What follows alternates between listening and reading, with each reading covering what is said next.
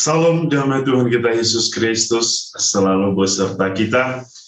Semoga kita selalu dalam keadaan sehat walafiat dan senang berjumpa kembali dalam renungan harian Santapan Jiwaku. Saudara-saudari yang dikasihi Tuhan, pada hari ini kita semua akan bersama-sama merenungkan firman Tuhan yang boleh kita dengar dari Injil Yohanes bab 21 ayat 20 sampai 25. Saya mengundang kita semua untuk mendengarkan firman Tuhan. Inilah Injil suci menurut Yohanes. Ketika Petrus berpaling, ia melihat bahwa murid yang dikasihi Yesus sedang mengikuti mereka, yaitu murid yang pada waktu mereka sedang makan bersama duduk dekat Yesus. Dan yang berkata, Tuhan, siapakah dia yang akan menyerahkan engkau? Ketika Petrus melihat murid itu, ia berkata kepada Yesus, Tuhan, apakah yang akan terjadi dengan dia ini?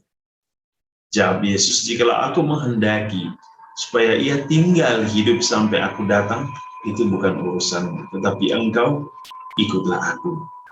Maka tersebarlah kabar di antara saudara-saudara itu, bahwa murid itu tidak akan mati. Tapi Yesus tidak mengatakan kepada Petrus bahwa murid itu tidak akan mati, melainkan jikalau aku menghendaki supaya ia tinggal hidup sampai aku datang, itu bukan urusanmu. Dialah murid yang memberi kesaksian tentang semuanya ini, dan yang telah menuliskannya, dan kita tahu bahwa kesaksiannya itu benar.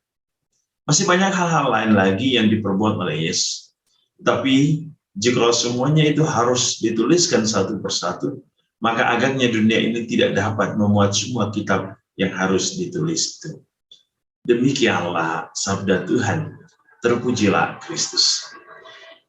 Saudara-saudari yang dikasihi Tuhan, ada 3 hal yang bisa saya renungkan hari ini tentang firman Tuhan yang kita dengar. Kalau kita mendengar secara seksama, bagaimana pertama Petrus mau memberikan suatu penekanan tentang murid termuda, murid yang dikasihi Yesus, yang kalau di dalam gambar perjamuan terakhir, murid yang paling muda atau murid yang dikasihi Yesus itu ada di samping Yesus. Di dalam kisah kebangkitan, murid yang dikasihi Yesus itu juga yang paling dikatakan yang paling muda itu, yang lari lebih dahulu pergi menuju ke makam Yesus. Tetapi ia tidak masuk sebab ia menunggu Petrus.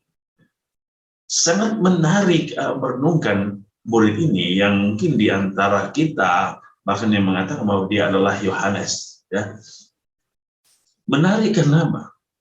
Kalau kita melihat peristiwa-peristiwa yang terjadi, Yohanes selalu bersama Yesus. Ketika di mana saja selalu ada 3 murid. Yohanes, Yakobus, dan Petrus itu selalu bersama. Yesus selalu membawa. Ada Yohanes yang paling muda dan ada Petrus yang paling tua. Dan yang menarik yang kita bisa belajar dari murid yang dikasih Yesus, murid yang paling muda ini. Pertama, dia adalah satu-satunya murid yang bersama Maria di kaki salib.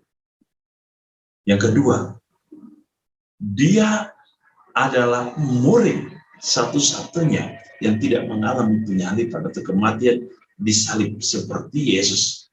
Sedangkan murid-murid yang lain mengalami kematian disalibkan. Tetapi murid ini tidak mengalami kematian di salib.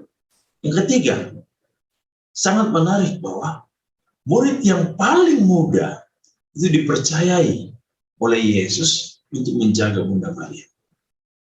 Dan yang keempat, kita belajar kerendahan hati dari murid ini. Ketika berita tentang kebangkitan ia bersama Petrus dan murid lain. Dan apa yang terjadi? Ketika ia lari, ia mendahului Petrus, dan ketika sampai di kubur, ia tidak masuk lebih dahulu. Kenapa?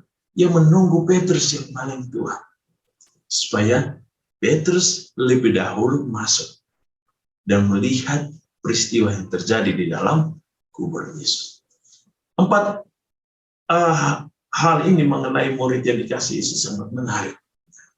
Yang kedua, poin yang kedua yang mau kita renungkan hari ini adalah yang dikatakan oleh Yesus tentang kematiannya.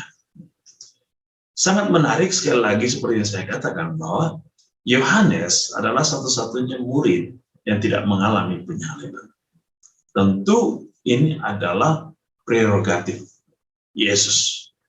Karena kalau saya menilai bahwa Yesus memberikan satu keistimewaan buat dia. Istimewa untuk menjaga Bunda Maria bersama Bunda Maria. Itu sangat menarik ketika disalib Yesus mengatakan, inilah ibuku, dan kepada ibu dia mengatakan, inilah anak. Ini sangat menarik bahwa Yohanes mendapatkan keistimewaan dari Yesus. Dan yang terakhir, Injil Yohanes itu menekankan bagaimana peristiwa-peristiwa yang terjadi.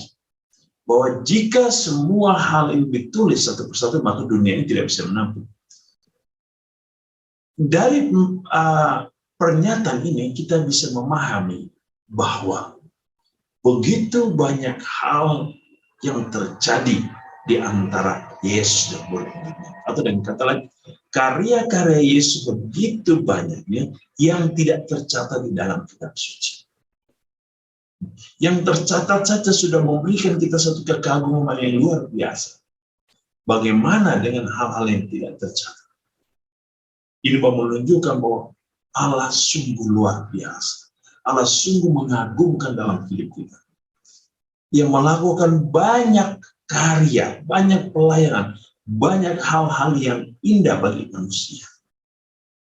Oleh karena itu, saudara-saudara, mari kita belajar, kita mengiman, kita percaya, kita mengikuti, dan kita mau bersaksi tentang kebenaran Tuhan. Kita mau hidup di dalam karya Allah itu sendiri. Supaya apa? Supaya kita juga mengambil bagian dari cinta sejati Yesus. Yesus tidak hanya memilih Yohanes atau memilih murid yang dikasih sebagai murid yang dicintai, tetapi kita semua adalah murid yang dicintai. Oleh karena apa? Kita setia, kita mau berjalan bersama Yesus sampai akhir. Seperti Yohanes yang berjalan bersama Yesus sampai akhir, sampai di puncak kemuliaan, puncak Golgota, puncak kemenangan. Itulah yang diinginkan oleh Yesus. Oh, Allah mengasihi setiap orang yang mau berjalan bersama Yesus dalam suka dan duka sampai kepada puncak kemuliaan. Maukah kita? Tentu pilihan dan keputusan selalu berada di dalam hidup kita, di dalam diri kita. Semoga Tuhan Yesus hari ini menguduskan rencana-rencana baik kita, menguatkan iman dan panggilan hidup kita, agar kita tetap setia kepadanya dalam seluruh ziarah hidup kita, dalam kesaksian hidup ini. Tuhan Yesus memberkati kita dengan berkat-Nya yang berlimpah. Dalam nama Bapa dan Putra dan Roh Kudus.